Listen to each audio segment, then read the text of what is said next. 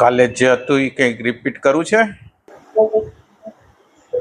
કાલે કાલના બધા સેન્ટરોમાં જે વૃત્તિ ઉઠે છે સતત, એની સતત પ્રતીતિ થવી જોઈએ. એક એ ટાઈપનું કંઈક હતું અને કંઈક એટલે સેલ્ફ નોલેજ ના વિશે. એટલે એમાં પોઈન્ટ એવો હતો કે જે સેન્ટરમાં વૃત્તિ જાગતી રસ પડતો હોય એટલે પહેલા આપણું તો એસેન્સ ગોતી કાઢવું જોઈએ કે ક્યાં સેન્ટરમાં આપણને રસ છે, અને એ પ્રમાણે પ્રવૃત્તિ કરશું તો પ્રતીતિઓની મજા આવશે. બરોબર. એ ટાઈપની વાત. બીજું અને એક ભાઈ કંઈક પ્રતિહાર ની વાત હતી, કંઈક સ્પેસ બને તો એને પ્રતિહારની સ્થિતિ કહી શકાય ચિત્તમાં. હા, ચિત્તની અંદર જે તરંગો ઉઠે છે એટલે દાખલા તરીકે આપણને સારો પ્રસંગ બને, ખરાબ પ્રસંગ બને, એના દ્વારા જે રિએક્શનો આવે છે, બરોબર, જે રિએક્શનો આવે છે, ખુશી નાખુશી જે આપણી અંદર થાય છે, એ ખુશી એટલે આ પેરીફરીનું સેન્ટર છે. આ જે સ્મૃતિ જે રિએક્શન કરે છે પેરીફરી છે, એટલે આ પેરીફરીની અંદરના તરંગો શાંત થઈ જશે એટલે પછી ધારણાની સ્થિતિ શક્ય બનશે. એટલે ઉપરના તરંગોને શાંત કરવાની પ્રક્રિયા છે પ્રત્યાહાર છે. બરોબર. અને એક ભાઈ પોઈન્ટ સેલ્ફ નોલેજ નો કંઈક હતો. સેલ્ફ નોલેજ, પર્સનાલિટી, ફોલ્સ પર્સનાલિટીને જાણવી. હા, એટલે આપણે જે અત્યારે જે છીએ એને જાણવું. આપણે અત્યારે જેવા છીએ, ક્રોધ છે, ઇરિટેશન છે, લોભ છે, ઘૃણા છે, એને બધાને જાણવું, એ આપણું સેલ્ફ નોલેજ છે. શરીર બેઠું છે, કામકાજ કરી અને શરીર આરામ કરે છે, અને શરીર બેઠું છે એની એક સરખી પ્રતીતિ થયા કરે. તો શરીર બેઠું છે એનું એક ધ્યાન થયું. તો આ જે ધ્યાન થયું પ્રતીતિ અને વૃત્તિનું, તો આ ધ્યાન શાસ્ત્રીય ભાષામાં સમજવું હોય તો મૂવિંગ સેન્ટરનું ધ્યાન થયું. એવી રીતે એક પોતે જમવા બેઠો છે, મોઢામાં સ્વાદ આવે છે, સ્વાદ આવે છે એની પ્રતીતિ થાય છે. તો સ્વાદ આવે છે એની પ્રતીતિ થતી જાય થતી જાય થતી જાય, તો જ્યાં સુધી એ પોતે ખાતો રહે છે તો એ ખાવાનું ધ્યાન થયું. પ્રત્યય એકતાંતા, એક સરખી પ્રતીતિ થાય છે. સામાન્ય રીતે આપણી સમસ્યા એ છે કે પ્રતીતિ જ નથી થતી, મોઢામાં કોડિયા ચાલ્યા જાય છે. અને આપણને જયારે પ્રતીતિ થાય છે ત્યારે મોટે ભાગે નેગેટિવિટી થાય છે. ખાવામાં ક્યાં કાંકરો આવી ગયો તો આપણને પ્રતીતિ થઈ. એટલે આપણી પ્રતીતિ છે એ ફરજિયાત આપણું પ્રેઝન્સ આવે છે ત્યારે થાય છે. ત્યારે દેશબંધ ચિત્તસ્ય ધારણા તો એની અંદર ફરજિયાત નથી. આપણે મોજથી આપણી હાજરી આવી ગઈ, હું જમું છું અને મોજથી જમું છું, એની પ્રતીતિ કરું છું. તો આપણને આપણા શરીરની મોજથી એક પ્રતીતિ થાય, એને આ લોકો કે અવેરનેસ ઓફ ધ બોડી. રસ્તામાં ચાલ્યા જાય અને કોઈનો ધક્કો લાગે, અને ધક્કો લાગે ત્યારે આપણને પ્રતીતિ થાય કે મને ધક્કો માર્યો શરીરને. તો એ પ્રતીતિ તો થઈ, પણ એ પ્રતીતિની એકતાંતા નહીં આવે, એની એકસૂરતા નહીં થાય. એમાંથી તરત જ જે ઉર્જા પ્રતીતિની થઈ એ ઉર્જા છે તરત જ નેગેટિવ ઇમોશનમાં ચાલી ગઈ. ધક્કો લાગ્યો અને અંદર ખીચ ચડી ગઈ, ખીચ ચડી ગઈ એટલે ક્લેશ પૂરો થઈ ગયો. ત્યારે એને જ ઉર્જા છે, એ આખી ઉર્જા છે, એ પોતે પોતાના મોજથી, પોતાના સ્વતંત્રતાથી એનો ઉપયોગ કરવાનો છે. એટલે પોતે મોજથી જ હાજર છે, મોજથી પોતે ફરવા ગયો, સમુદ્ર કાંઠે ગયો, નદી કાંઠે ગયો. પણ નદી કાંઠે જઈ અને નદીની પ્રતીતિ થાય છે, સૂર્યાસ્તની, સૂર્યોદયની, સમુદ્રના લહેરની પ્રતીતિ થાય છે. તો પહેલી વાત તો છે કે પ્રતીતિ થવી જ મોટી વાત છે. હવે આખો જે વિષય આવે છે એ વિષય છે ગુરજીએફ નું. આપણે જ્યાં સુધી કર્યું, હવે ગુરજીએફ નું પૂરું થાય છે અને યોગ શરૂ થાય છે. ઇમ્પ્રેશન ફૂડ જેને આ કહે છે ગુરજીએફ, ઇમ્પ્રેશન ફૂડ નું ડાયજેશનની પ્રોસેસ પ્રત્યેથી થાય છે. જ્યાં સુધી પ્રતીતિ નથી થતી ત્યાં સુધી ઇમ્પ્રેશન આવે છે ને જાય છે. આંખે જોઈ લીધું પણ અંદર જોયું શું? જે એક ઝાડને જોયું પણ જોયું શું? રસોઈ ખાધી તો ખાધું શું? અને ઘરની અંદર બાળ બચ્ચા પતિ પત્ની સાથે હૈરા ફેરા પણ લાગણીની પ્રતીતિ થઈ? કે ઓશોના પુસ્તકો સાંભળ્યા, વાંચ્યા, પ્રવચનો સાંભળ્યા પણ અંદર કોઈ જ્ઞાનની કે કોઈ ચિંતનની કે કોઈ દર્શનની પ્રતીતિ થઈ? એટલે અંદર જો પ્રતીતિ થાય તો સમજો કે ક્યાંક અંદર દેશ છે, ક્યાંક ધારણા છે. આ ધારણા એ ધારણાની અંદર પ્રતીતિ થાય છે. હવે એ પ્રતીતિ એક સરખી જો થાય, હવે એક સરખી એટલે પતંજલિએ ટાઈમ પીરિયડ નથી આપ્યો. ક્યાં સુધી? સામાન્ય જે લોકો આની અંદર ગહેરા ઉતર્યા છે એ લોકો કહે છે, અને એની વાત સાંભળીને આપણને આશ્ચર્ય પણ લાગે કે 1 સેકન્ડ ચિત્ત સ્થિર રહે તો એ ધારણા શક્તિ થઈ, 10 સેકન્ડ સ્થિર રહે તો ધ્યાન થયું, અને 100 સેકન્ડ જો સ્થિર થઈ જાય તો એ સમાધિ થઈ. માત્ર 100 સેકન્ડ ચિત્તની સ્થિરતા. એનો અર્થ એ થયો કે ચિત્તની અંદર જે તરંગો ઉઠે છે, વૃત્તિઓ ઉઠે છે, એના પ્રત્યે પણ આપણે સભાન નથી. આપણને એક ધારણા છે, સમજીએ કે કોઈ એની સાથે પ્રેમ થઈ ગયો. મોટે ભાગે વિજાતીય પ્રેમ થાય છે, છોકરીને છોકરા પ્રત્યે, છોકરાને છોકરી પ્રત્યે. એની અંદર રૂપનું આકર્ષણ હોય, શરીરના સૌષ્ઠવનું, યૌવનનું, એ બધું હોય, પણ ક્યાંક એને એક પ્રતીતિ તો થઈ. એનું ચિત્ત છે ક્યાંક બંધાણું ખરું, પણ ચિત્ત બંધાણું એની પ્રતીતિ થઈ.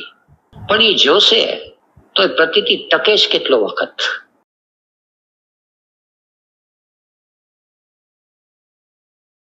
એક સરખી પ્રતીતિ થશે નહીં. આપણે એમ કહીએ કે મારું ચિત્ત તો ગુરુમાં જ છે, મારું ચિત્ત છે એ મારા છોકરામાં છે, એ છોકરીમાં છે, મારો જીવ લાગ્યો છે હવે ઘરમાં. એટલે એક અર્થમાં વાત સાચી છે કે થોડી થોડી વારે એની પ્રતીતિ થયા કરે. એટલે આપણને એમ લાગે કે સતત જ આપણે એની યાદ આવ્યા કરે છે, પણ એ એકતાનતા ન હોય. આવે પાછી ચાલી જાય, ફરી પાછી આવે પાછી ચાલી જાય, પાછી આવે પાછી ચાલી જાય. એટલે ઓશો આનો મજાનો દાખલો આપે છે કે પ્રતીતિની એકતાનતા છે. વધુમાં વધુ આપણી પ્રતીતિની એકતાનતા પાણીની ધાર જેવી છે. પાણીની ધાર આપણે કરીએ તો ધાર એક સીધી લાગે, પણ છતાં એની અંદર પરપોટા તો રહી જતા હોય. પણ પ્રતીતિની એકતાનતા છે એટલે તેલની ધાર હોય છે. આટલું શું આવ્યું? આટલું જે આવ્યું એ એમ કે છે કે વિશિષ્ટ સંજોગો જયારે ઉત્પન્ન થાય ને ત્યારે જીવને પ્રતીતિ થાય, ત્યાં સિવાય એને પ્રતીતિ થતી નથી. બરાબર.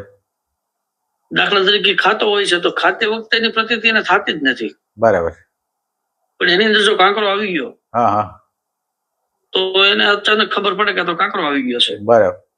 એટલે શું થશે કે ન્યા ચિત્તની અંદર એક કલેશ ઉભો થઈ જશે, અને જે આખી એનર્જીનો જે મૂળ યુઝ થઈ શકે એમ હતો એના બદલે એનર્જી કઈક જુદી જ જગ્યાએ વહી જાય. બ્રહ્મ વેદાંતજી ધારણા વિશે સમજાવે છે કે સતત રીતે, દાખલા તરીકે તમે વોકિંગ કરો છો અને શરીર હાલે છે, અને શરીર હાલે છે એનું ભાનની પ્રતીતિ તમને જેટલા અંશમાં છે એટલા અંશમાં એ ધ્યાન છે. પ્રતીતિ એકતાનતા ધ્યાન, પ્રત્યય એકતાનતા ધ્યાન. એટલે પ્રતીતિ જેટલા અંશમાં થાય છે એટલા અંશમાં ધ્યાન છે. પછી મૂવિંગ સેન્ટરમાં હોય, ઇમોશન સેન્ટરમાં હોય, ઇન્ટેલેક્ચ્યુઅલ સેન્ટરમાં હોય, જે પ્રતીતિઓ થતી રહે તો એને ધ્યાન કહે છે.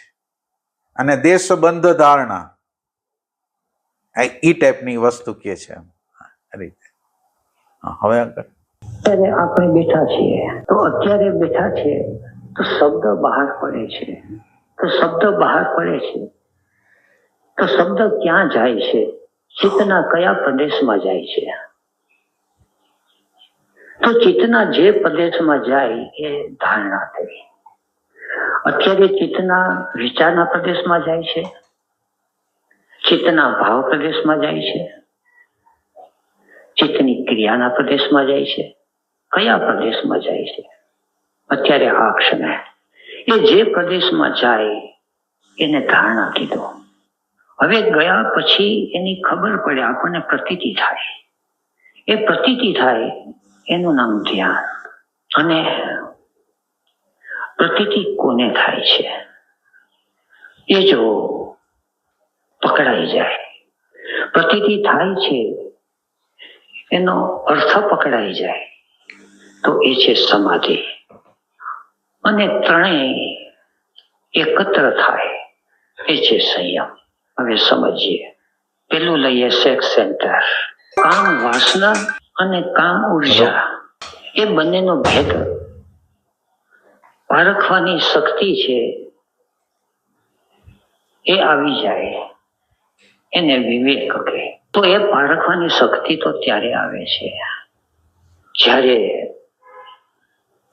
ઓબ્ઝર્વેશન થોડું ઘેરું બની ગયું હોય, યમ નિયમ આસન પ્રાણાયામ જરા વ્યવસ્થિત થયા હોય, પ્રત્યાહારનો પ્રદેશ જરા ઠીક ઠીક ખેડ્યો હોય, તો આપણે આ પારખી શકીએ કે આ કામ વાસના છે અને આ કામ ઉર્જા છે. The difference between sex energy and sexuality. કામ વાસના છે, ગુરજેફ એને એબ્યુઝ ઓફ સેક્સ કે. કામ વિચારના પ્રદેશમાં ચાલી જાય. ભૂખ લાગે છે એ પેટમાં લાગે છે, પણ ખાવાનો વિચાર આવે છે એ મનમાં ચાલે છે. ખાવાનો વિચાર જ આવ્યા કરે તો એ વિકૃતિ છે. ભૂખ લાગે છે એ પ્રકૃતિ છે. કામ જાગે એ પ્રકૃતિ છે, પણ કામના વિચારો આવ્યા કરે તો એ વિકૃતિ છે, એ વિકાર છે. એટલે જ્યારે શરીરની અંદર કામ વાસનાની પ્રતીતિ થાય, કામ ઉર્જાની પ્રતીતિ થાય એ પહેલા આમાં સમાધિ શબ્દ વાપર્યો, એ સમાધિ શબ્દનો શું અર્થ છે? અને અને સમાધિમાં એવું છે કે જે વસ્તુ ઉપર તમે, જે વસ્તુ વિષય ઉપર તમે સમાધિ કરો ને, સમાધિ કરો એટલે એનું રહસ્ય તમને પકડાઈ જાય. જે વસ્તુમાં વૈજ્ઞાનિક લોકો નવી નવી જે સંશોધનો કરે છે એની અંદર એ વૃત્તિ નાખે તો એ વસ્તુની ખબર પડે.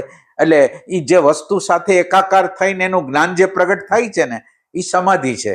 હવે તમે બોલો, પછી આગળ કહું.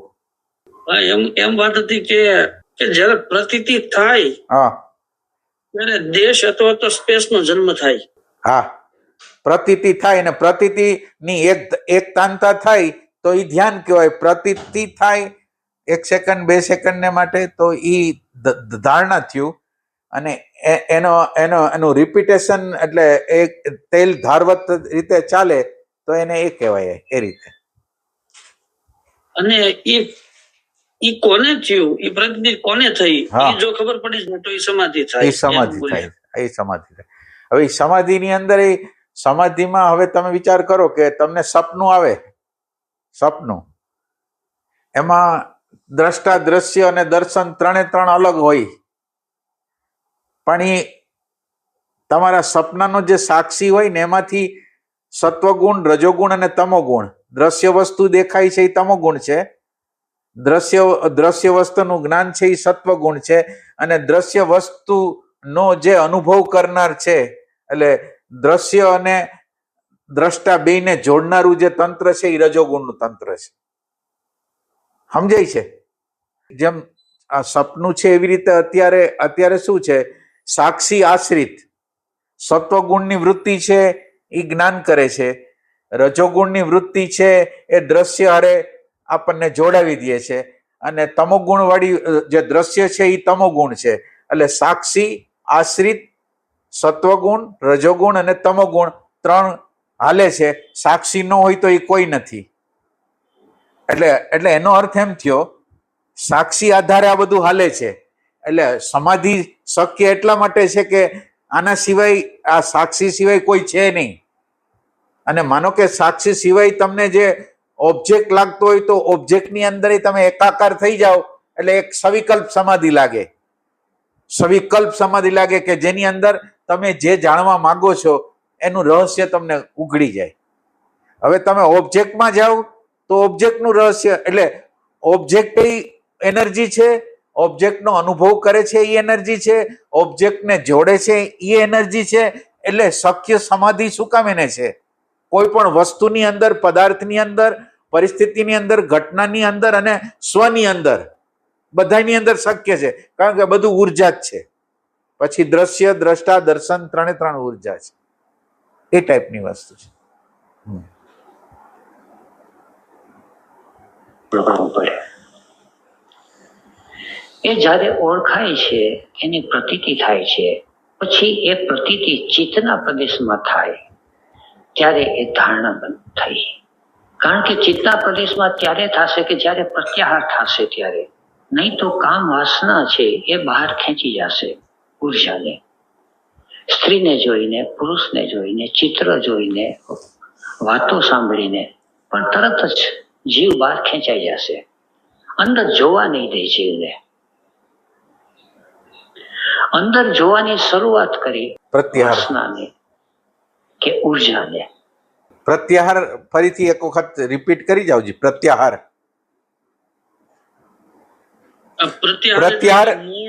પ્રત્યાહાર અને ધારણા બે વચ્ચેનો ફરક શું છે? પ્રત્યાહાર અને ધારણા. ધારણા છે તો સ્પેસ છે કે દેશ જે બનાવ્યો ને એ ધારણા. હા. અને પ્રત્યાહાર એટલે કે મૂળ જગ્યાએ પાછું ફરવું. મૂળ જગ્યાએ પાછું ફરવા માટેની પ્રોસેસ છે. એ પ્રત્યાહાર એ એક પ્રોસેસ છે. એટલે પ્રત્યાહાર છે ને ધારણા પહેલાની સ્થિતિ છે. ધારણા પહેલાની સ્થિતિ છે. એટલે તમારે ધારણા તમે કોને કહો છો? ધારણા સ્પેસ ને. સ્પેસ. હવે એ સ્પેસ ઉત્પન્ન, જે સ્પેસ ઉત્પન્ન કરવામાં મદદ કરે છે એ પ્રત્યાહાર છે. કેવી રીતે? કેવી રીતે સ્પેસ ઉત્પન્ન કરવામાં કેવી રીતે સહાય કરશે પ્રત્યાહાર? નથી, બહુ સિમ્પલ છે. દાખલા તરીકે તમને માન આપી છે તો કોણ જવાબ અંદરથી આપે છે? એટલે તમારી અંદરનો જે ઈગો છે, એટલે એની અંદર રેડીમેડ જે ડેટા છે એ જવાબ આપે છે. અત્યારે શું કરે છે? જે પરિસ્થિતિઓ ઘડે એટલે ઓટોમેટિક જે અંદર ઈગોના રેફરન્સમાં હોય, એટલે અનુકૂળતામાં હોય તો યોગ્ય મજા આવે, અને અનુકૂળતા ન હોય તો એને નારાજ થઈ જાય. તો આ સતત પ્રક્રિયાઓ, પ્રતિક્રિયાની, રિએક્શનની પ્રક્રિયાઓ થાય છે. અને પ્રત્યાહારને આ રિએક્શન છે ને એને જોવાનું છે. એટલે પ્રત્યાહારને જોશે એટલે શું થશે? જે વૃત્તિઓ સતત રીતે આમ ગતિ કરતી હતી રિએક્શનની અંદર, એની બદલે એક રિસ્પોન્સ થશે. એટલે જોવાની પ્રક્રિયા થશે, એટલે પોઝ થશે. આમ ગતિ નહીં થઈ શકે. એટલે પ્રત્યાહાર છે એ આ છે કે જે ઓની ગતિને રોકે છે અને રિસ્પોન્સ કરે છે. રિસ્પોન્સ કરવાની પ્રક્રિયા છે, જોવાની પ્રક્રિયા છે કે જે રિએક્શન થાય છે એનાથી. હવે એ રિએક્શનને બદલે રિસ્પોન્સ કરે છે. રિએક્શન છે એ સ્મૃતિ છે અને રિસ્પોન્સ કરે છે એ સ્પેસ બની ગઈ છે. અને એને જોવે છે. અને આ જોવાની પ્રક્રિયામાં જ્યારે ચિત્ત શાંત થશે ને એટલે ધારણાની પરિસ્થિતિ પેદા થવાની છે. બરાબર છે? હવે ભૂલાશે નહીં ને? હવે યાદ રહી ગયું. એટલે ચિત્તના પ્રદેશમાં આવે. જો વાસના હશે તો મન અને ઇન્દ્રિયો ખેંચી જશે, અને જો ઉર્જા હશે તો એ ચિત્તના પ્રદેશમાં બંધાતી જશે. આ ચિત્તના પ્રદેશની અંદર કામ ઉર્જા આવી તો એ ધારણા થઈ. હવે એ ધારણા છે એની હવે પ્રતીતિ થશે. કામ ઉર્જા છે એ ક્યાં ક્યાં જાય છે? તો કામ ઉર્જા છે એ ઇન્સ્ટિંક્ટ સેન્ટરની અંદર જાય છે તો અંદર ખબર પડશે. ઇન્સ્ટિંક્ટ સેન્ટરમાં જાય એટલે શરીરની અંદર પ્રાણ ઊર્જાની અંદર પ્રાણ છે એની ગતિમાં ફેરફાર થયો, શરીરના ટેમ્પરેચરમાં ફેરફાર થયો, મૂવિંગ સેન્ટર ઉપર એની અસર થઈ તો શરીરની હાલચાલ વધી ગઈ, હાથ પગ છે, આંખ છે, એ બધાની અંદર ચંચલતા આવી ગઈ. અંદર ઉર્જા છે એ જ્યાં જશે ત્યાં સક્રિય બનશે. ઇન્સ્ટિંક્ટમાં જશે તો ત્યાં સક્રિય બનશે, મૂવિંગમાં જશે તો ત્યાં સક્રિય બનશે, ઇમોશનમાં જશે તો ત્યાં સક્રિય બનશે. ભાવ પ્રદેશની અંદર લાગણી છે એના અંદર ઉછાળા આવશે. પછી ક્યારેક ક્યારેક ખીજ આવે, ક્યારેક ક્રોધ આવે, ક્યારેક નિરાશા આવે, ક્યારેક રાગ આવે. એટલે સેક્સ સેન્ટરની ઉર્જા જે જગ્યાએ જાય ને, સેક્સ સેન્ટરની ઉર્જા જે જગ્યાએ જાય ને એ જગ્યામાં વધારો કરી દે, તીવ્રતા પેદા કરી દે. સેક્સ ઉર્જા કોઈ પણ સેન્ટરમાં ઇમોશનમાં ગયું એટલે વધારે પડતો ભાવાવેશ થઈ જાય, વધારે પડતો ભાવાવેશ થઈ જાય. એટલે દરેક વસ્તુની અંદર એ એડ કરી દે, અતિરેક કરી દે. મૂવિંગ સેન્ટરમાં જાય તો ઓલા એવરેસ્ટ ચડી જાય. એવરેસ્ટ ચડી જવાની જે શક્તિ આવે છે એ સેક્સ સેન્ટરમાંથી આવે છે. એટલે જે સેન્ટરોમાં સેક્સ ઉર્જા જશે તો ઈ એને વધારી દેશે, એ ભાવને, એ વિચારને, એ ગતિને. એમ ક્યારેક દ્વેષ આવે, ભાવની અંદર લાગણીઓનો. હા ભગવાન, હા આમાં એમણે એમ કીધું કે કોઈ પણ જગ્યાએ કોઈ દ્રશ્ય આવે અને એ જગ્યાએ એટેન્શન જાય, એટલે સામેથી કોઈ જેમ કે ઓપોઝિટ સેક્સ એટલે કોઈ છોકરી નીકળે અને એ જગ્યાએ એટેન્શન સિડ્યુસ થાય, જે સિડ્યુસ થવાનું જે એટેન્શન છે, તો આમાં વાસનાનો વિભાગ કયો અને ઉર્જાનો વિભાગ કયો? એટલે ઉર્જાનો વિભાગ તો જ્યારે તમે જોવાનું ચાલુ કરશો ને, જોવાનું ચાલુ કરશો ત્યારે આવશે, બાકી વાસનાનો વિભાગ જ હશે. એટલે વાસનાનો વિભાગ છે એટલે આપણે જે ઉર્જા અને વાસના બે એક થઈ ગયા, વાસના અને ઉર્જા બે એક થઈ ગયું, અને ઓલી ઉર્જા છે એ નોખી પડી જશે. માનો કે વાસના આ બાજુ ગતિ કરવા માંગે છે અને એક ઉર્જા અંદરની ઉર્જા છે એને જોવાનો પ્રયત્ન કરે છે. બરાબર, યસ, એ ટાઈપ. એટલે અને પછી ઓલું ભગવાન જ્યારે હા બોલો. એટલે બ્રહ્મચર્ય એમ કીધું હમણાં, હા એક સેક્સ એનર્જી છે અને એક સેક્સ્યુઆલિટી છે. હા એક પ્રકૃતિ છે અને એક વિકૃતિ છે. હા કામ ની જે કઈ સંવેદનાઓ છે એ એના ઓરિજિન ફોર્મમાં છે, નો પ્રોબ્લેમ. પણ જયારે એના માઇન્ડ સેન્ટર ની અંદર જયારે એક્ટિવ થાય અને વિચારો સ્વરૂપે જો આવતી હોય તો એનો વિકૃત ફોર્મ થઈ ગયું. આ રીતે આમ બે જુદું પાડી શકાય એવું છે. હા ઈ તો જુદું પડે. સેન્સ્યુઆલિટી તો એક અલગ જ વસ્તુ છે. એ વાત થાય. હા, બીજું ઓલા ભાઈ, જયારે આપણે ઓલું જે ધ્યાન કરીએ છીએ આંખ બંધ કરીને બહારના અવાજોને સાંભળવાનું, એટલે એની અંદર જે દિશામાંથી અવાજ આવે છે એ દિશામાં એટેન્શન જાય છે, એટલે એક રીતે સિડ્યુસ થાય છે. તો હવે એ જે સિડ્યુસ થવાની પ્રક્રિયા છે એને જો કોઈ જોવે તો એ એટેન્શનની ઉર્જા, અને અગર એ આમનામ એની હારે આઈડેન્ટિફાઈ થઈ જાય તો ઈ યંત્રનો વિભાગ. બરાબર છે. લગભગ આપણે સમજ્યા છીએ પ્રમાણે રાઈટ છે. લગભગ બરાબર. કરો ચાલો. ખળભળાટ મચી જાય ત્યારે સમજવું કે કામ ઉર્જા છે એ ભાવ પ્રદેશમાં ગઈ, અને એની સાથે કામ ઉર્જા છે એ ચિત્ત પ્રદેશ, મનના પ્રદેશમાં જશે. થિંકિંગ સેન્ટરમાં જશે ત્યારે વિચારોનો પ્રવાહ છે એકદમ જોરદાર થશે. આમ કરી નાખો, આમ કરી નાખો, આમ પ્લાન કરો, આને પકડી લો, આની પાસે જાઓ, આ રીતે.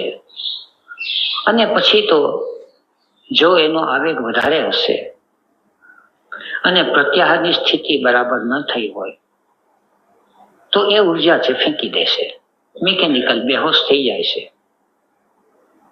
પણ આઠે અંગની અંદર 4-5 અંગ યમ, નિયમ, આસન, પ્રાણાયામ, પ્રત્યાહાર 5 અંગ બરાબર કર્યા હશે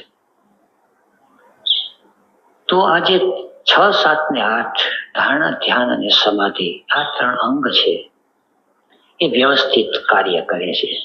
વ્યવસ્થિત કાર્ય કરે છે એટલે પછી એને કામ ઉર્જાની કોઈ પણ સેન્ટરમાં જાતિ અટકી જાય કોઈ પણ સેન્ટરની અંદર, કારણ કે ઉર્જા છે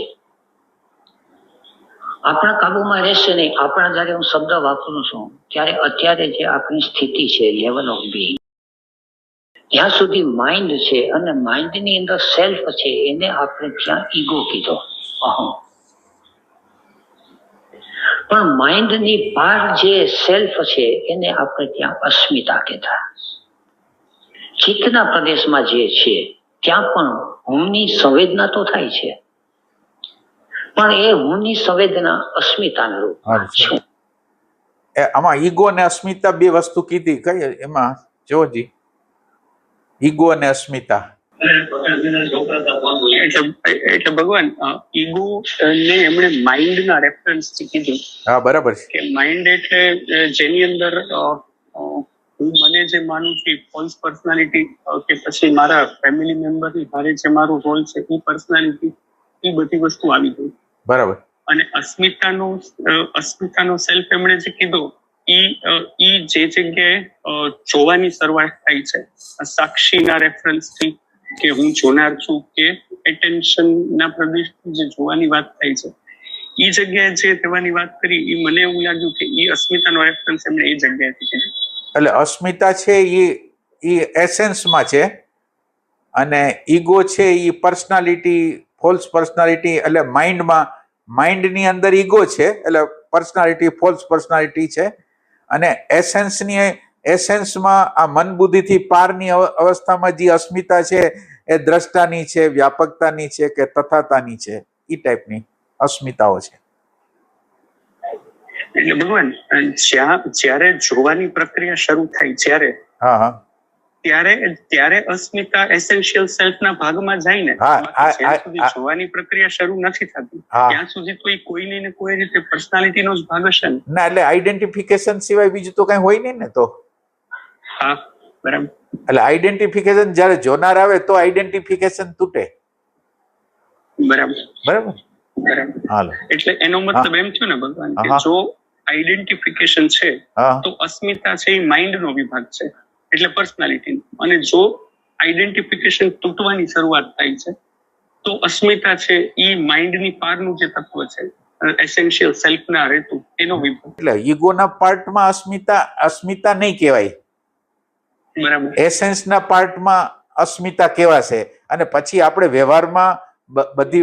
વ્યવહારમાં નીચેની અવસ્થામાં બધા લોકો એનો પ્રયોગ કરે છે, પણ ઓમ પ્રયોગ એસેન્શિયલ. દાખલા તરીકે ગુજરાતની અસ્મિતા, પછી આપણી જાતિની અસ્મિતા, એટલે આ બધી વસ્તુ પછી આ ઓમ એને નીચેના લેવલ ઉપર અસ્મિતાને લઈ લીધી છે. બરાબર. એ ટાઈપની વસ્તુ. બરાબર. હા ભગવાન, આમાં પછી એવું કીધું કે જે કામ ઉર્જા છે એ અલગ અલગ ઝોનમાં વહી જતી હોય. દાખલા તરીકે થિંકિંગ સેન્ટરમાં વહી ગઈ, ઇમોશનલ સેન્ટરમાં વહી ગઈ. તો હવે એક એવી ભૂમિકા તૈયાર થવાની છે કે એ કામ ઉર્જા ક્યાંય જવાની નથી. તો ભગવાન એ કેવી રીતે એની ઉપર કેવી રીતે કામ કરી શકાય? એટલે મતલબ એને કેવી રીતે રોકવી? ના, એટલે એ બેહોશીની વાત કરે છે. એટલે આ બધી વસ્તુ છે એમાં બેહોશી છે. અને ઓમ સેક્સ ઉર્જા બીજી જગ્યાએ શું કહે ને જાય, એનું ફંક્શન અલગ છે ને એ બીજી જગ્યામાં જાય છે, એટલે એ ખોટી વસ્તુ છે. એટલે અને એ બેહોશીની વસ્તુ છે. જ્યારે તમે બેહોશીમાં હો છો ત્યારે આમ થાય છે, બેહોશીમાં નથી હોતા ત્યારે એમ નથી થતું. એમ કહેવા માંગે છે. બરાબર છે. એટલે એમાં શું થાય, જે જગ્યાએ એની ઉર્જાની જરૂર, એટલે ખરેખર સેક્સ ઉર્જાની જરૂર છે આપણે સેલ્ફ ઓબ્ઝર્વેશન કરવામાં, પ્રેઝન્ટ મોમેન્ટમાં, આત્મસ્મરણમાં એની જરૂરિયાત છે. હવે તમે આ નથી કરતા તો આ ઉર્જા બધા સેન્ટરોમાં વહી જાય છે એમ. સેન્ટરમાં સેક્સ ઉર્જા છે અને માઇન્ડમાં સેક્સ્યુઆલિટી છે. હા, સેક્સ સેન્ટરમાં સેક્સ ઉર્જા છે અને માઇન્ડની અંદર સેક્સ્યુઆલિટી છે એમ કે છે. હા, પણ મનના પ્રદેશમાં અને ઇન્દ્રિયોના પ્રદેશમાં જ્યારે હું આવે છે ત્યારે હું છે એક મિનિટ ઉભું રાખો. સેક્સ્યુઆલિટી શબ્દને બરાબર રીતે કંઈક સમજવું હોય તો સેક્સ્યુઆલિટી આપણે માનો કે કઈ તો એનો અર્થ શું છે? સેક્સ્યુઆલિટી મીન્સ કે સેક્સ એનર્જીનો વિકૃત ફોર્મ. એટલે શું? એટલે વિકૃતિમાં શું આવશે એમ? વિકૃતિની અંદર વિચાર સ્વરૂપે વહી જાય, ધારણા સ્વરૂપે વહ્યા જાય, કલ્પના સ્વરૂપે વહ્યું જાય. એમ તમે એમ સમજો કે બકરી કપડા વગર પહેરેલું નથી, ચકલીએ કપડા પહેર્યા નથી, ભેંસે કપડા પહેર્યા નથી. તમને શું એમાં એની રમ્યતા શું લાગે છે? કઈ લાગે છે? તો અત્યારે બોડીના અમુક પાર્ટો છે, 2-3 પાર્ટો છે. હવે એ 2-3 પાર્ટોને જોઈને તમને જે ઇમેજિનેશન, કલ્પના, રમ્યતાની થાય છે ને એ સેક્સ્યુઆલિટી છે. એટલે સેક્સ્યુઆલિટી બીજું કઈ છે નહીં. સેક્સ્યુઆલિટી ઇમેજિનેશન છે અને એક પ્રકારે વિકૃતિ છે એમ. ભગવાન, મને લાગે કે આપણે એક સમયમાં અથવા તો સમાજ તરફથી એવું બતાવવામાં આવ્યું છે કે બોડીના અમુક પાર્ટ્સ છે તો એની સિક્રેસી અલગ જ રાખવામાં આવે. ના, એટલે જ એનું બાકી કઈ છે નહીં. એટલે જ્યારે સેક્સ્યુઆલિટી નીકળી જશે અને સાચું બ્રહ્મચર્ય જ્યારે થશે, એટલે સ્વ સ્વરૂપનો બોધ થશે, ત્યારે આ જે રમ્યતાઓ, કલ્પનાઓ છે એ નીકળી જવાની છે. આ બધી વસ્તુ નીકળી જવાની છે. એ ટાઈપની વસ્તુ છે. એમ છે સ્કિનનો જ ભાગ, એ કઈ નવીન વસ્તુ નથી. ના, સ્કિનના ભાગ કરતા એટલે ખાલી કલ્પના જ છે. સાચી વાત કરીને ખાલી ઇમેજિનેશન સિવાય કઈ નથી એમાં.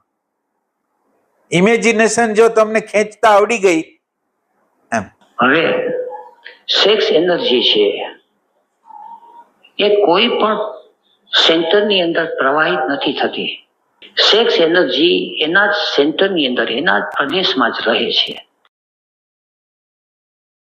તો તત્ર પ્રત્યય એકતાનતા ધ્યાન. હવે છે એ સેક્સ એનર્જીનું ધ્યાન બન્યું, ત્યાં ને ત્યાં જ એની પ્રતીતિ થાય છે. અત્યાર સુધી હવે આની અંદર સેક્સ ઉર્જા શું કીધું? એમ કે કોઈ સેન્ટરમાં જાતી નથી. એટલે કોઈ સેન્ટરમાં ન જાય તો શું કરતી હોય? ના, હવે પ્રશ્ન, હવે ક્યાંય નથી જતી તો શું કરતી હશે? એમ બોલ્યા કે એનું ધ્યાન બની જાય. ના, પણ એટલે કેવી રીતે? ના, એટલે આપણે કોઈ પણ વસ્તુની અન્ડરસ્ટેન્ડિંગ ન થાય ત્યાં લગીને એને તો મૂકવું નથી. હવે માનો કે એના દ્વારા તમે શું સમજ્યા, હાલો ભલે એને એમ કહી દીધું તો હવે કઈ નહીં. સેક્સ ઉર્જા પોતાના કેન્દ્રમાં રહે છે, એનો અર્થ એમ છે કે આત્મસ્મરણમાં રહે છે, પ્રેઝન્ટ મોમેન્ટમાં રહે છે, સાક્ષીમાં રહે છે. ઈ એનો કહેવાનો અર્થ છે. હવે આ ઉર્જા જ બ્રહ્મચર્ય છે. જે જોવે છે એ ઉર્જા બ્રહ્મચર્યની જ છે. એટલે આ ઉર્જા આ બાજુથી પ્રકૃતિની રમ્યતાને તોડી નાખે છે અને આ બાજુ સ્વ સાથે જોડે છે. આ જ ઉર્જા સ્વ સાથે જોડે છે એટલે ત્યાંથી શાંતિ, ત્યાંથી પ્રેમ. અને આ સહસ્ત્રદલ જે કહેવાય ને, સાચું બ્રહ્મચર્ય ઈ છે કે આ જે તમે જે અન્ન ખાવ છો ને એ સહસ્ત્રદલની જેટલી અન્ન દ્વારા જે એનર્જી બને એ બધી હોમાઈ જાય સહસ્ત્રદલની અંદર, આનંદની અંદર, શાંતિની અંદર, પ્રેમની અંદર. અને એક મોટર મૂકી હોય ને, મોટર અંદર, મોટર નકર આમ વહે છે સેક્સ નીચેની સાઈડમાં, અને આ એક મોટર મૂકી છે અને એ ઉર્ધ્વ થાય છે અને સહસ્ત્રદલની અંદર હોમાઈ જાય છે. એ ટાઈપની વસ્તુ છે. એટલે એટલે એટલે આ બધી પ્રોસેસ છે એ સેક્સ સેન્ટરમાં રહેવાની પ્રોસેસ છે આ બધી એ ટાઈપ. એટલે ભગવાન એનો અર્થ તો એમ છો ને કે પ્રકૃતિ સાથેનું તાદાત્મ્ય તૂટવું અને સ્વરૂપની અંદર સ્થિત થવું આ બે અલગ અલગ ઘટના નથી. એટલે જેવું આનું આઈડેન્ટિફિકેશન તૂટશે પેરેલલી એ પોતાના સ્વરૂપ એટલે જેવું એ થશે ભેગું એ પોતાના સ્વરૂપમાં એટલે એની અંદર ના એક મિનિટ એની અંદર જોવાની પ્રક્રિયા એવી રીતે થવી જોઈએ. એટલે જોવાની પ્રક્રિયા એવી રીતે થવી જોઈએ કે જેની અંદર ઇન્ટેલેક્ચ્યુઅલ સેન્ટર દેખાય, ઇમોશન સેન્ટર પછી દેખાય અને ઇમેજ દેખાય. આ ત્રણ વસ્તુ બરાબર રીતે દેખાણી હશે તો એ નિર્બીજની પ્રક્રિયા કરી શકશે. એટલે પાછું ખાલી જોવું નહીં, એટલે એના મૂળિયા સહિત જોવું. એટલે આ બાજુ એના મૂળિયા સહિત જોશે તો એનું વિસર્જન થશે અને આ બાજુ કોન્શિયસનેસ સાથે જોડાઈ જશે. એ રીતે એબ્યુઝ ઓફ સેક્સ હવે એબ્યુઝ ન રહી. એકબીજાના પ્રદેશની અંદર ભળી જવું એનું નામ તો અશુદ્ધિ. દૂધ પણ ચોખ્ખું છે, પાણી રૂપે પણ ચોખ્ખું છે, પણ દૂધ અને પાણી એકબીજામાં ભળી જાય બે ચોખ્ખા છે. આ એબ્યુઝ ઓફ એનર્જી છે ને આ બરાબર રીતે સાંભળજો કે હવે આગળ આવશે એટલે તમને અગાઉથી કહી દઉં છું. એ હવે જે આગળ આવશે એ અશુદ્ધિ શું છે, એબ્યુઝ ઓફ એનર્જી શું છે એ હવે બરાબર રીતે એટલે એને એમ કીધું કે પાણીની અંદર દૂધ આવે તો પાણી વિકૃત થાય, દૂધની અંદર પાણી નાખે તો દૂધ વિકૃત થાય. એવી રીતે બે વસ્તુ શેરભેડ થઈ જાય ત્યારે એબ્યુઝ ઓફ એનર્જી કહેવાય. એ હવે આગળ બરાબર રીતે સમજાવે છે.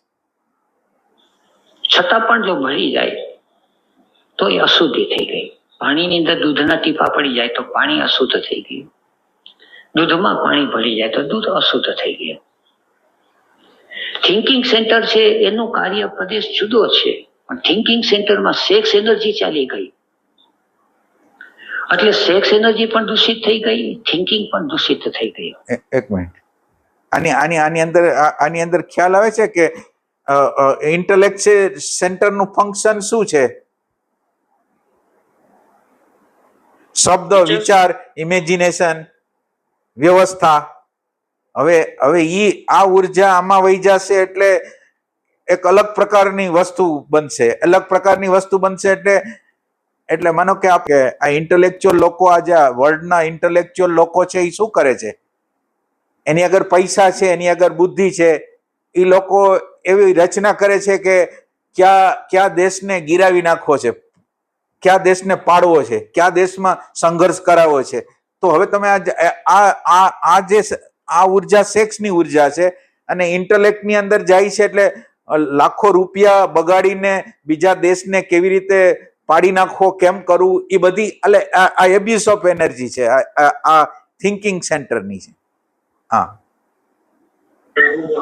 ભગવાન એક વસ્તુ મને અંદર આવે છે, મને સમજાતું નથી. આ એક સેક્સ એનર્જી છે અને બીજી ચિત્તની ઉર્જા એટલે કે એટેન્શનની ઉર્જા છે. મને આ બે એક છે એવું મને થાય છે કે બે અલગ અલગ છે. ચિત્તની ઉર્જા અને સેક્સની ઉર્જા. હા, આ બે એક જ છે કે? એટલે એમાં શું થાય? એટેન્શનની જે ઉર્જા છે એ નેચરલી આપણને મળેલી તો છે. હવે આ એટેન્શનની ઉર્જા છે એનો મિસયુઝ આપણે ન કરી. એટલે સેક્સ ઉર્જા છે એ આપણે હાઇડ્રોજન 12 છે. હવે હાઇડ્રોજન 12 છે એનો જો ઉપયોગ આપણે કરી પ્રેઝન્ટ મોમેન્ટમાં, ઓબ્ઝર્વેશનમાં અને આત્મસ્મરણમાં કરી તો તમારું જે જોવાની ક્ષમતા છે એટલે દ્રષ્ટૃત્વ છે એ પ્રગટ થાય. એટેન્શન તો આપણી આગળ છે પણ દ્રષ્ટૃત્વ નથી, તો એ દ્રષ્ટૃત્વ છે એ સેક્સ એનર્જી દ્વારા ઉત્પન્ન થવાનું છે. બરાબર.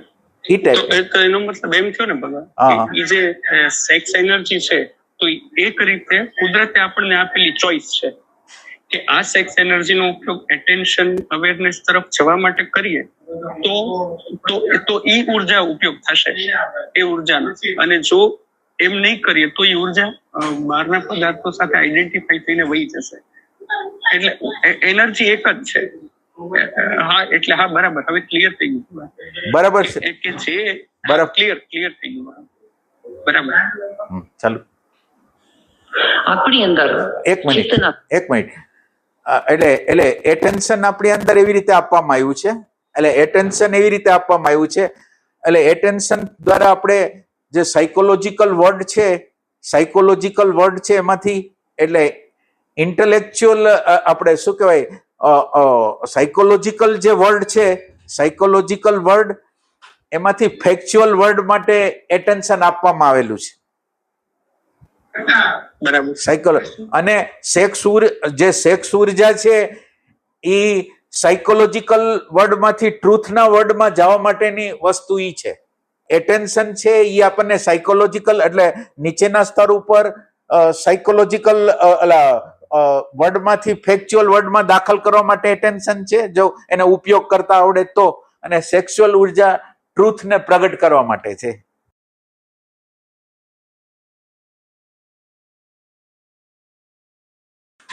ભેળસેળ છે, એની આપણને પ્રતીતિ થતી નથી, એની આપણને ખબર પડતી નથી. આપણે સંસાર વ્યવહારમાં જે ગોટાળા થાય છે એનું કારણ આ છે, અંદર ગડબડ ગોટાળા છે, બહાર કશું નથી. ખબર પડે પોતાને કે હવે સેક્સ એનર્જી છે એના પ્યોર ફોર્મમાં છે.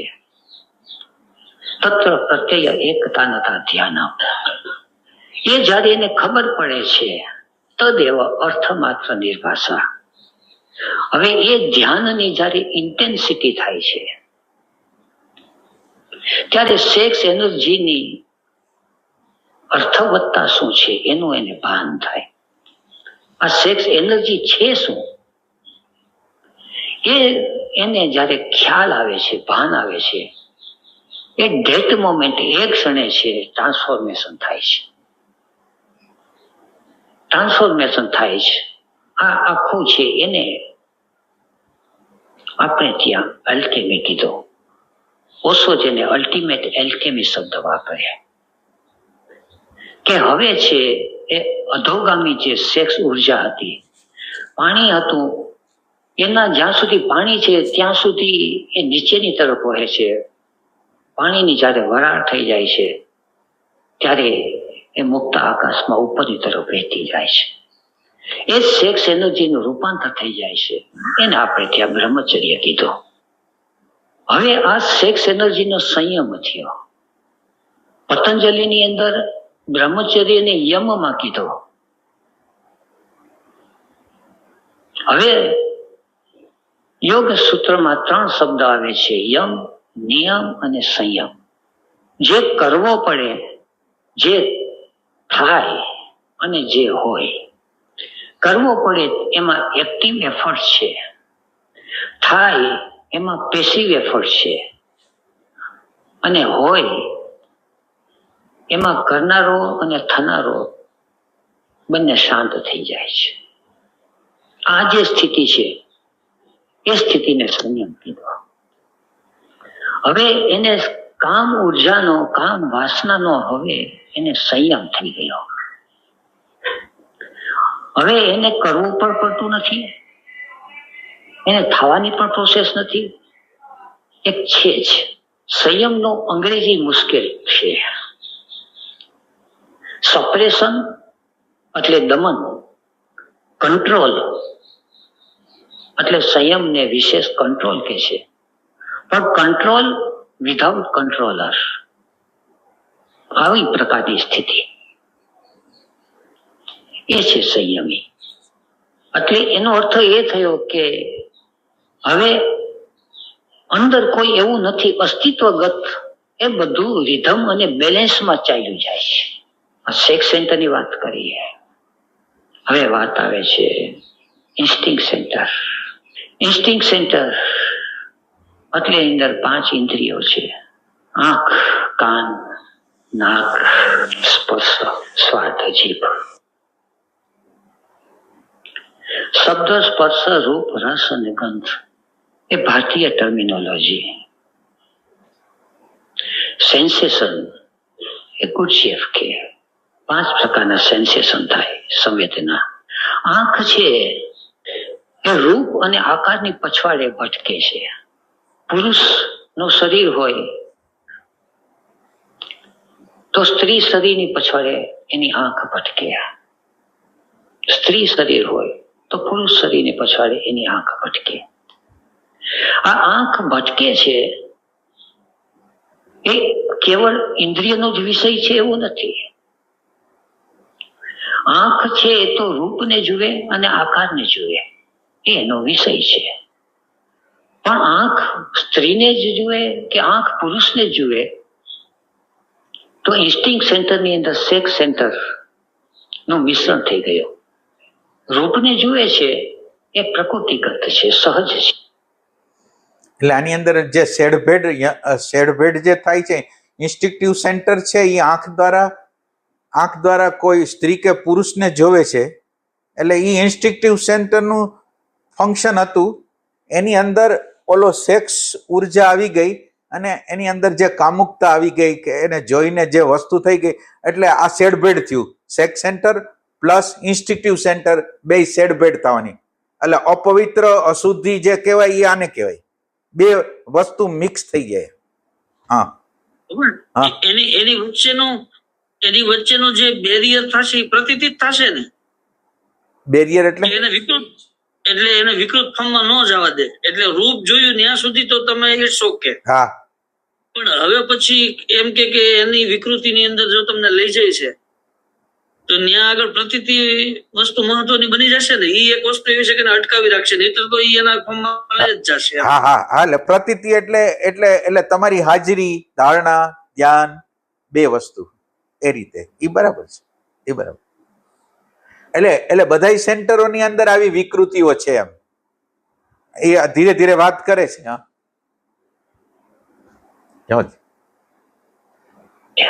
સ્ત્રીના રૂપને જુએ, બાળકના રૂપને જુએ, ઝાડપાના રૂપને જુએ, નદી સરોવરના રૂપને જુએ, પશુ પક્ષીના રૂપને જુએ, ક્યાંય પણ રૂપને જુએ, કે માણસે બનાવેલા ચિત્રોના રૂપને જુએ. રૂપ, રંગ, આકાર એ બધું જુએ આંખ. એ આંખ જુએ છે એની પછવાડે સેક્સ સેન્ટર છે, એની પછવાડે ઇમોશન સેન્ટર છે. આંખ જુએ છે પણ દીકરાને જુએ તો જુદી રીતે જુએ, બાળકા છોકરાને જુએ તો જુદી રીતે જુએ. તો આંખ જુએ છે તો એની પછવાડે ભાવના, લાગણીઓ છે. પછી આંખ જુએ છે તો એની પછાડ થિંકિંગ સેન્ટર કામ કરે છે. કોઈ સાહિત્યનું પઠન થતું હોય, કોઈ ધંધાના સોદા થતા હોય, કોઈ મકાન મિલકત કે ખેતરવાડી જોવા જતા હોય, ખેતરમાં પાક ઉભો છે તો આપણે પાક જોઈએ છીએ તો સરળતાથી જોઈએ છે કે એની અંદર વિચારો ચાલે છે. કેટલો પાક થવાનો છે, શું થવાનો છે, શું ભાવતાલ છે.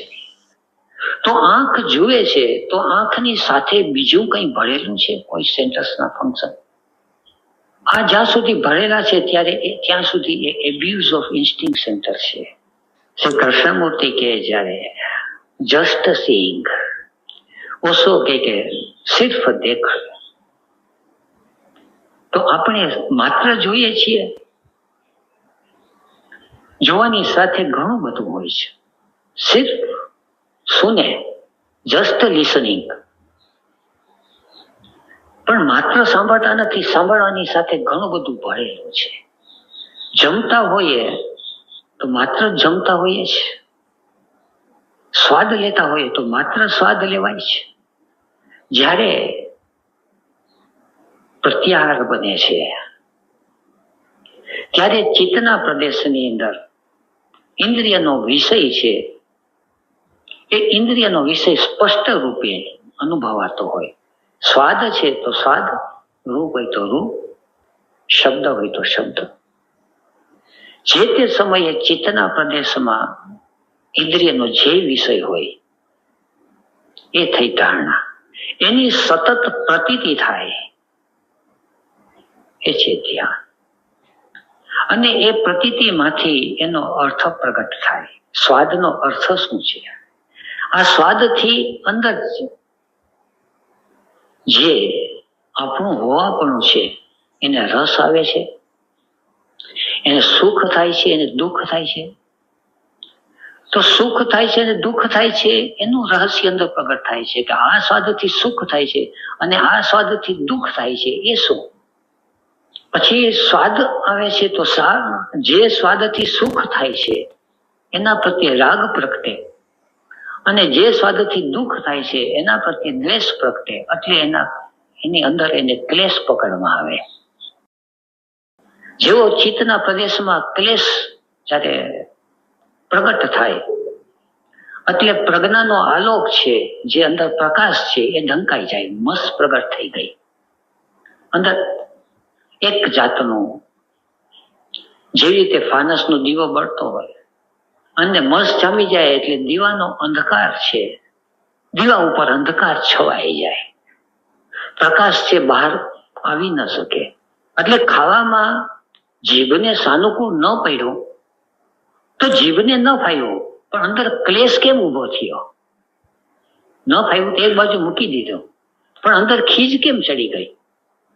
પણ ખીજ તો બહુ ઊંચી વાત થઈ ગઈ. ઊંચી એટલે બહુ બહારની વાત થઈ ગઈ.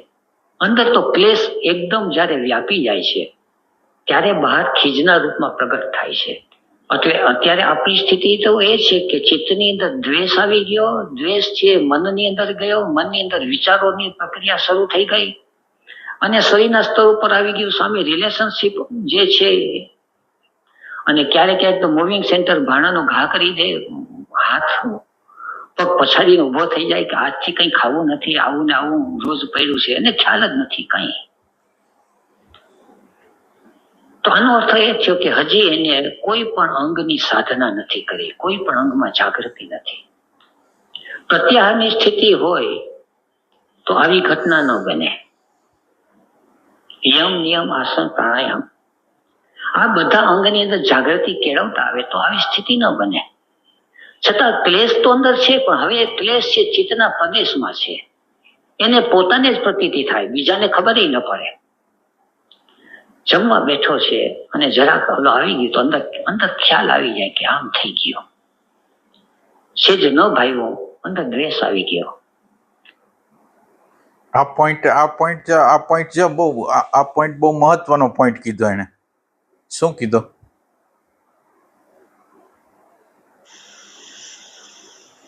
એમને એવું કીધું ભગવાન કે દ્વેષ તો થયો.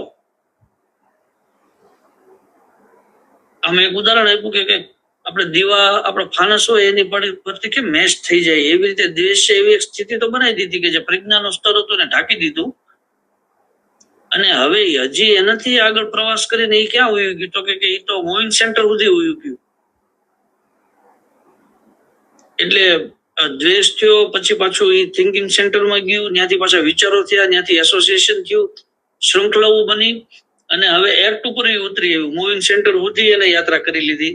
એનો અર્થ થાય કે અષ્ટાંગ યોગમાંથી એક પણ અંગની એની સાધના નથી જીવની હજી, તો જ આ ઘટના ઘટે, નહીં તો ઘટે નહીં. એટલે એની અંદર એને એક પ્રોસેસ એવી બતાવી, ચિત્તની અંદર તરંગ ઉઠ્યો, એ મનમાં ગયો, મન પછી બ્રેઇન સેન્ટર ને પછી ઠેઠ મૂવિંગ સેન્ટર લગીને ગયો, એ એક પ્રોસેસ બતાવી.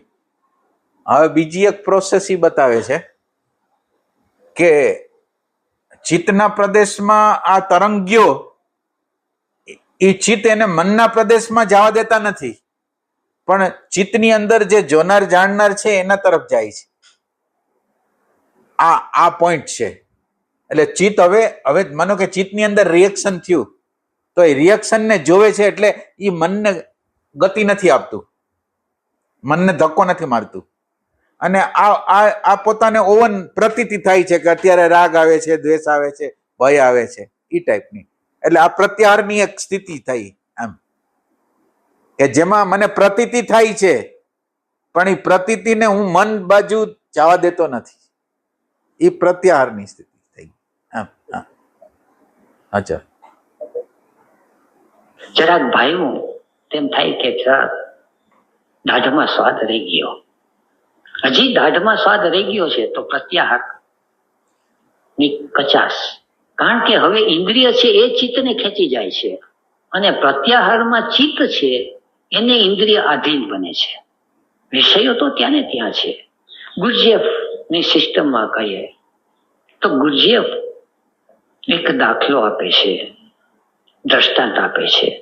ઘોડાગાડી, ઘોડા, ડ્રાઈવર અને પેસેન્જર. ઘોડાગાડી એટલે આપણું શરીર, ઘોડા એટલે આપણી લાગણીઓ, ઇમોશન્સ, ડ્રાઈવર એટલે આપણું મન, અને અંદર છે એ જુદા જુદા પેસેન્જર. જુદા જુદા પેસેન્જર એટલે આપણી ઘોડાગાડી છે ભાડુતી ઘોડાગાડી.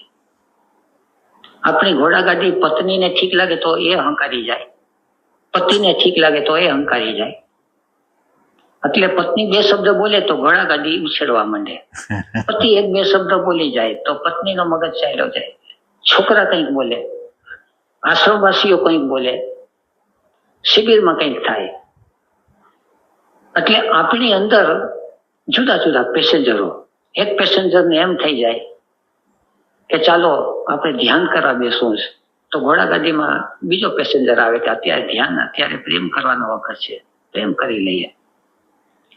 તો કે અત્યારે કાંઈ નહીં, અત્યારે ફરવા જઈએ. એમ અંદર પેસેન્જરો બદલતા જાય છે.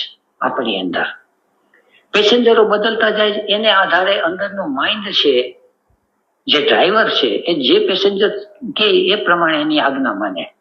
એટલે મન આમાં પેસેન્જર કોણ છે? પેસેન્જર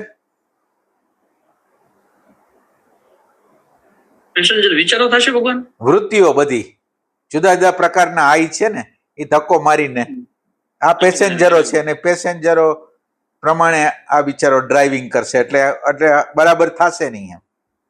એ ટાઈપની વસ્તુ કે ભગવાન આમાં પ્રત્યાહારનો સ્પાન છે ને એ આમ થોડોક વિશાળ હોવો જોઈએ. એનું કારણ છે ના, એ સાચી વાત છે. આ ભૂમિકામાં એવી બતાવવામાં આવી કે વિષયો છે અથવા તો ઇન્દ્રિય છે એ ચિત્તને ખેંચી જાય છે, અને બીજી પરિસ્થિતિની અંદર ચિત્ત જે છે એ ઇન્દ્રિયોને કમાન્ડ ઉપર રાખે છે કે ના ઉભા રહો તમે.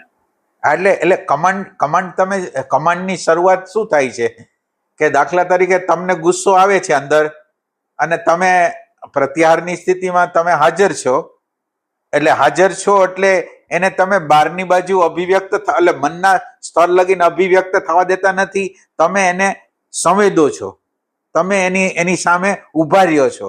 એટલે આ પ્રક્રિયા, આ ઉભા રહેવાની જે પ્રક્રિયા છે ને એ ત્યાંથી થાય છે અને એને લીધે ધારણાની પરિસ્થિતિઓ પેદા થવાની છે. એટલે ધીરે ધીરે શું થશે, એટલે આ પ્રત્યાહારની જે સ્થિતિ છે એ ધીરે ધીરે ધીરે આ રિએક્શનોથી જુદા પડવાની પ્રોસેસ કરશે.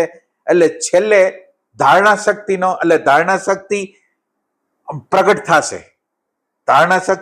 થશે, અને એ ધારણાની એકતાંતા એ ધ્યાન થશે.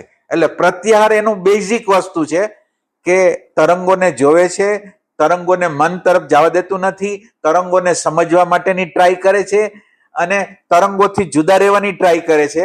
આ પ્રોસેસ આ કરે છે અને ધીરે ધીરે એવું થાય કે પછી એને સ્પષ્ટ રીતે જોઈ શકે. એટલે જોઈ શકે ત્યાંથી પછી આ ધારણા, ધ્યાન અને સમાધિની એટલે પેલા રિએક્શનો જે પ્રગટ થાય છે એનાથી વાકેફ થવાનું પ્રત્યાહાર કરે છે. બીજું પ્રત્યાહાર એટલે પાછું વળવું. એટલે પ્રત્યાહારની જગ્યા છે કે એની પોતાની પ્રત્યાહાર વાળાની જગ્યા ક્યાં છે, તો એ કે જોનાર તરીકે એની જગ્યા પ્રગટ થઈ ગઈ છે. પ્રત્યાહારનો અર્થ ત્યાં જોનાર દાખલ થઈ ગયો છે. આમ જોનાર દાખલ થઈ ગયો છે.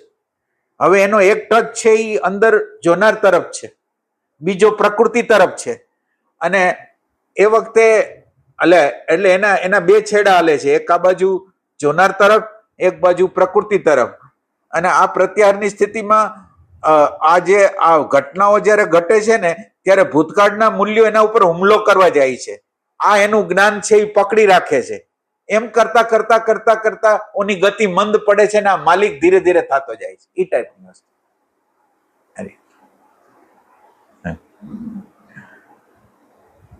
કે એ પ્રમાણે વિચાર કરવા માંડે, એ પ્રમાણે એની અંદર લાગણીઓ ઘોડાને એ પ્રમાણે હાકે. અને પછી ઘોડાગાડી છે તો પેસિવ છે, એ ગમે ત્યાં જાય. આ હાલત છે એ મિકેનિકલ મેનની. હવે હાલત છે એ બદલી જાય છે, ઉલટી થઈ જાય છે. હવે ઘોડાગાડી ને ઘોડા છે બરાબર જોડેલા છે. ઘોડા છે આ પ્રત્યાહારની સ્થિતિની અંદર છે ને ધારણા તો ચાલે જ છે.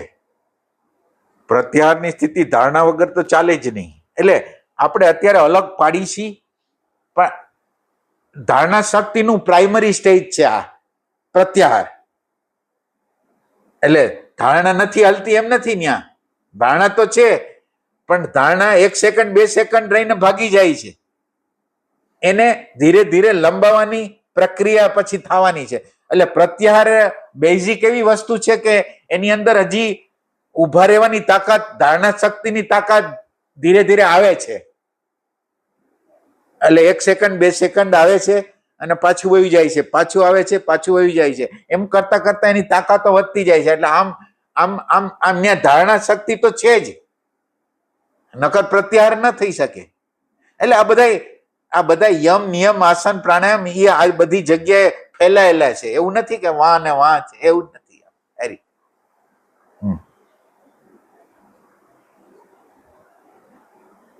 એને ડ્રાઈવરની લગામ બરાબર છે.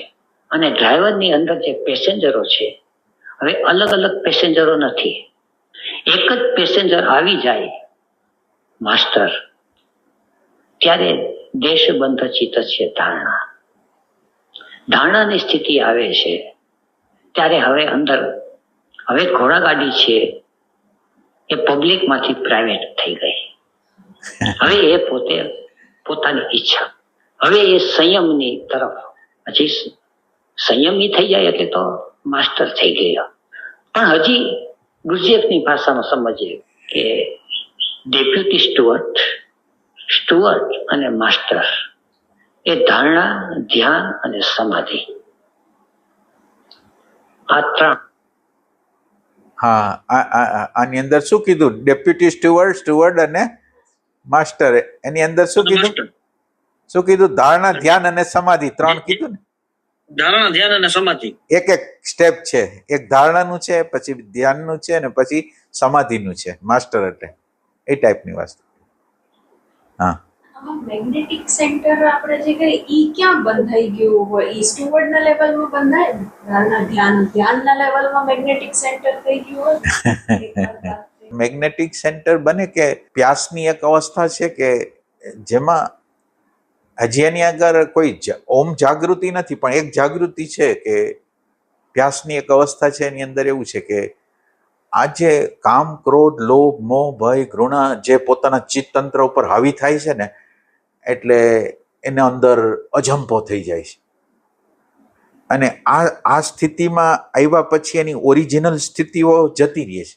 માનો કે હું શાંત અવસ્થામાં હતો, કામ આવ્યો, ક્રોધ આવ્યો, લોભ આવ્યો, ઘૃણા આવી, એટલે આ અણુ પરમાણુ એના ચિત્ત ઉપર હાવી થાય ને, એને એ અણુ પરમાણુને અરે એ જીવી ન શકે.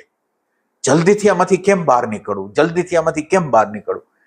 આ જે પ્રક્રિયા જે લોકો કરે છે ને, એની અંદર પ્યાસ જાગી ગઈ છે. બને કે એની અંદર હજી જાગૃતિનો આ પ્રકાર આવવાનો બાકી છે. માનો કે આ ધ્યાન એટલે નાનકડા પ્રમાણમાં એકાગ્રતા કરતો હોય, એટલે ધ્યાન કરતો હોય, પણ એ ધ્યાનનું મૂળભૂત સ્વરૂપ હજી જાણતો ન હોય. એ વસ્તુ છે. એની ટર્મિનોલોજી છે. એટલે આપણે જે વાત કરતા હતા કે ઇન્સ્ટિંગ સેન્ટર હવે આપણી અંદર છે, ચિત્તના પ્રદેશની અંદર. આંખ છે એ રૂપને જોવા માટે આપીશ, પણ એ રૂપને જુએ છે.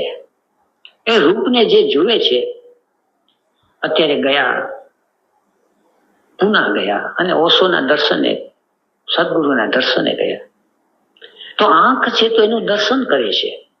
મંદિરે ગયા, મૂર્તિનું દર્શન કરે છે. સમુદ્ર કાંઠે ગયા, મધ્યરાત્રિએ તારાના દર્શન કરે છે, પણ હવે એ દર્શનની એને અંદર ચિત્તમાં પ્રતીતિ થાય છે. એનો જીવ બહાર ખેંચાતો નથી. એના ચિત્તમાં એની છબી છે એ ઉતરે છે. એ પ્રતીતિ અંદર થતી જાય. ઓશોના દર્શન કર્યા, એની અંદર પ્રતીતિ થાય.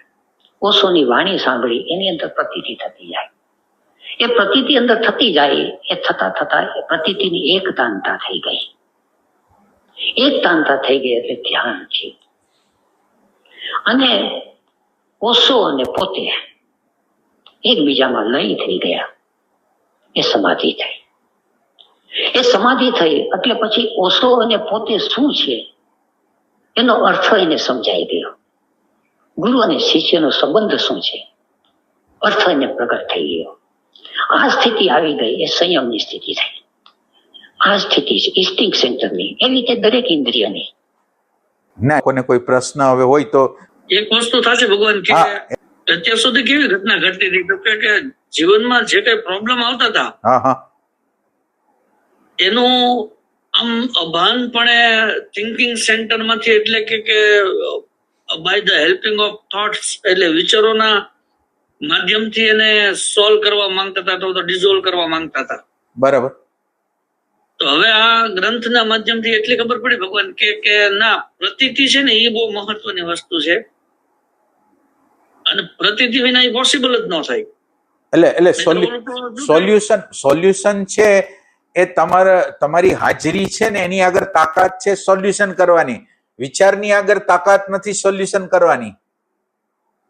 વિચારમાંથી પણ સોલ્યુશન કરે છે ને તો પણ આ ચિત્તંત્ર જ કરે છે, એટેન્શન જ કરે છે. માનો કે તમને ભૂતકાળના કેટલાક કડવા અનુભવ છે અને અત્યારે તમે વ્યવહાર કરવા માંગો છો તો એ કડવા અનુભવને યાદ રાખનાર અને એનો ઉપયોગ કરનાર છે એ એટેન્શન છે. આપણને એવું લાગે છે કે વિચાર કંઈક કરી નાખશે, વિચાર જડ છે, એનો ઉપયોગ કોક કરે છે, કોક ઉપયોગ કરે છે. એટલે વિચારનો ઉપયોગ કરનાર છે એવું ખબર પડે. અને પ્રતીતિ દ્વારા જ જેટલી પ્રતીતિ કેવી વસ્તુ છે કે પ્રતીતિ તમે સતત રીતે રાખશો ને પછી એમાંથી ફ્લેશ થશે. તમે સાંભળશો, વિચારશો, એમાંથી એક ફ્લેશ એની મેળે ઉત્પન્ન થશે, જ્ઞાનના ફ્લેશો. જો તમે એને વધારે ને વધારે હાજર રાખશો તો તમારે વિચારવું નહીં પડે, તમારા હાજરીમાંથી જ આ જ્ઞાન નીકળવા માંડશે. એ ટાઈપની વસ્તુ. ભગવાન મારથી કોઈ એમણે છેલ્લે સદગુરુના દર્શનની પ્રતીતિ, પછી સમુદ્ર કાંઠાની પ્રતીતિ, આવા એમણે 2-3 દ્રષ્ટાંતો આપ્યા. એટલે ભગવાન જયારે આંખથી કોઈ દ્રશ્ય જોવામાં આવે તો અમારી મિકેનિકલ હેબિટના કારણે દ્રશ્ય પછી અંદર શબ્દો, વિચાર, ગમો, અણગમો ઇન્સ્ટન્ટ, એટલે 1 સેકન્ડ માટે કોઈ દ્રશ્ય આવ્યું, હવે એ દ્રશ્યને લગતા શબ્દો ચાલુ થઈ ગયા. અને જો અંદર એવી ખબર પડે કે હારું આ શબ્દો અથવા ગમા અણગામાની ખબર પડે તો ઈ પ્રતીતિ કહેવાય કે પછી વિચાર જ કહેવાય? ના, પ્રતીતિ કહેવાય. ગમા અણગમા થયા એની પ્રતિ, એટલે આપણી અંદર કેટલું બધું ડિસિપ્લિન વગરનું હાલે છે. એમ ડિસિપ્લિન વગરનું કેવું હાલે છે કે આપણે ઝાડ જોઈ છીએ એમાં કેટલી બધી વસ્તુ અંદર કોઈ કારણ વગર પ્રવેશી જાય છે. ઝાડને જોવા દેતું નથી. ઝાડ છે એને જોવા દેતું નથી. બરાબર. એટલે ઝાડને જોવાની પ્રક્રિયા મન કરે છે. ઝાડને જોવાની પ્રક્રિયા ચિત્ત કરવું જોઈએ, એને બદલે મન કરે છે. એટલે મન એના તરંગો છોડે છે, લાભાલાભના, ફાયદા ગેરફાયદાના, એ બધા તરંગો અથવા ઇમેજિનેશન અથવા ડે ડ્રીમિંગો ગમે ચાલુ થઈ જાય. એટલે જ્યારે ઝાડ જોવાય છે ત્યારે મન દ્વારા જોવાય છે કે ચિત્ત દ્વારા જોવાય છે, એના વચ્ચેનો ડિફરન્સ થાય છે. ચિત્ત દ્વારા જોવાની પ્રક્રિયા જો થશે તો ધીરે ધીરે ધ્યાન બની જશે. ધારણા અને પછી ધ્યાન, એની એકતાંતા ધ્યાન છે. એ રીતે તમારે કંઈક કેવું હતું? હા ભગવાન, એમાં એક મહત્વના જે 2 સબ્જેક્ટ હતા ત્યારે મને એવો વિચાર આવતો હતો કે બ્રહ્મવિદ્યાનજી આ 2 શબ્દોનો યુઝ શું કામ કર્યો? એક એના શબ્દ વાપર્યો તો માર્જિનલ એટલે કે ક્ષેત્ર, અને એક બીજો શબ્દ એને વાપર્યો તો ફોકલ એરિયા એટલે કે ક્ષેત્ર બિંદુ. સ્પેસિફિક એક પોઈન્ટ ની વાત હતી. પણ આ જયારે પ્રકૃતિના પ્રદેશમાં જીવની એન્ટ્રી થઈ જાય તો ન્યાય એની રીતે જ તે એની પોતાનું જે એવું કઈક એની પાસે એવું કઈક છે કે એ ફોકલ એરિયાને પકડી લે, એટલે એની વ્યર્થતા અને આની સાર્થકતા એ બે ઘટના ન્યા ઘટે છે. એમાં ફોકલ પોઈન્ટ શું છે? ફોકલ પોઈન્ટ એટલે આપણે કેમ કોઈ વસ્તુને જોતા હોય તો આમ આપણને એમ ખબર ન પડે, હા હા, પણ એની વ્યર્થતાને જોવા માટે જે વસ્તુ છે ને આમાં આખી ઘટના હલતી હોય, પણ એની જે આય હોય જેનો મેઇન પોઈન્ટ છે. દાખલા તરીકે આપણે કહીએ કે આપણે કાલે એક ફંક્શનમાં કોઈ ગયો તો એક વ્યક્તિ, તો ફંક્શનમાં જવું એ માર્જિનલ વસ્તુ છે, પણ એ ફંક્શનમાં એક્ઝેક્ટલી કયું કારણ છે કે એને ખેંચી લઈ ગયું છે એ એને પકડી લે ને તો હવે એની વ્યર્થતાનો એને બોધ થઈ જાય. ના, તમે આ દ્રષ્ટાંત બરાબર નથી. ફંક્શન માર્જિનલ છે ના, એટલે ફંક્શનની અંદર માર્જિનલ શું છે ને ફોકલ શું છે? ફંક્શનની અંદર જેના લગ્ન થાય છે એ ફોકલ પોઈન્ટ છે, અને આજુબાજુના લોકો છે એ માર્જિનલ સ્પેસ છે, એરિયા. એટલે દ્રષ્ટાંત આ રીતે છે. એટલે તમે હવે પછી શું કહેવા માંગો છો એ કહો. એટલે ના, એટલે એની અંદર હું એમ કહેવા માંગુ છું, ફોકલ પોઈન્ટ છે ને, એટલે ફોકલ પોઈન્ટ છે ને એ પરિશુદ્ધ થતો જાય. ફોકલ પોઈન્ટ એટલે જોનાર પેલા ધારણા કરે, પછી ધ્યાન કરે, અને પછી સમાધિમાં જાય, એટલે લંબાવે. આ ધારણાને લંબાવે. આ લંબાવવાની પ્રોસેસની અંદર ધીરે ધીરે અણુ પરમાણુ, ભૂતકાળના જે અણુ પરમાણુ છે આનાથી છૂટતા જાય, અને પછી ખાલી જોનાર જ રહી જાય. શબ્દ અને વિચાર વગર જોવાની પ્રક્રિયા ચાલે ને, એ ફોકલ એરિયા છે, છેલ્લો ફોકલ પોઈન્ટ છે. સોરી, એ રીતે. અને ભગવાન આપણે જે કહીએ છીએ કે ધારણા એટલે સ્પેસ, ઇટ્સ ઓકે, પણ ભગવાન એના ધ્યાનથી આપણે કેવી રીતે જુદું પાડશું, અથવા તો એ બેની વચ્ચે ડિફરન્શિએટ કેવી રીતે થઈ શકે? ના, એટલે ધારણા છે એ ધ્યાન પહેલાની ભૂમિકા છે. એટલે ધ્યાન એને એટલા માટે નથી કહેતા કે ધ્યાન માટેની એને એક વ્યાખ્યા એમ આપી કે 1 સેકન્ડ તમે હાજર રહ્યો તો એ ધારણા, અને આ 1 સેકન્ડ ને 10 સેકન્ડ લગીને લંબાવો એટલે ધ્યાન, અને એને 100 સેકન્ડ લગીને લંબાવો એટલે એ રીતે કહે. એટલે એમાં મહત્વની વસ્તુ શું થાય, 1 સેકન્ડની અંદર આપણે જે 1 સેકન્ડને ધારણ કરી છે ને, ત્યાં 1 સેકન્ડને ધારણ કર્યા પછી મનનો પ્રદેશ ચાલુ થઈ જાય છે, અને આની અંદર 1 થી 10 સેકન્ડ તમે કરો છો, એટલે જોવા સિવાય જાણવાની વસ્તુ પ્રગટ થઈ શકે. જોવું અને જાણવું બે વિભાગ ચાલુ થઈ શકે. ઓમાં જોવાના વિભાગ શરૂ થઈ ગયો, એના પછી મનનો વિભાગ એન્ટ્રી 1 સેકન્ડ કરી, પછી એન્ટ્રી કોની મારી દીધી? મનના પ્રદેશ. હવે આ ધારણાને તમે લંબાવી તો જોવાની અને જાણવાની બે પ્રક્રિયાઓ હારે થશે.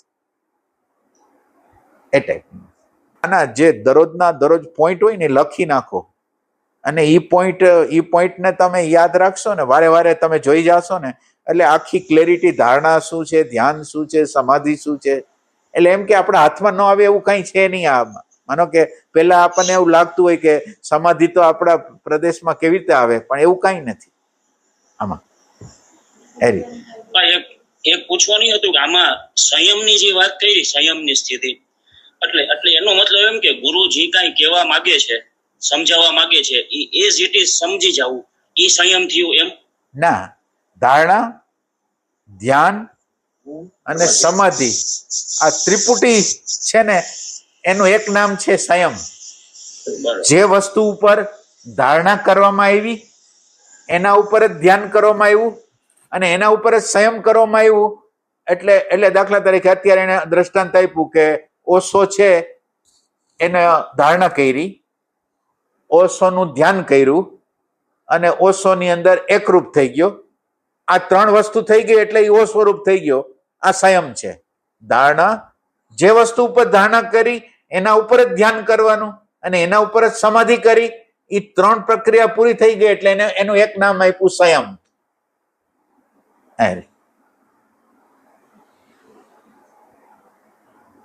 હરિ ઓમ.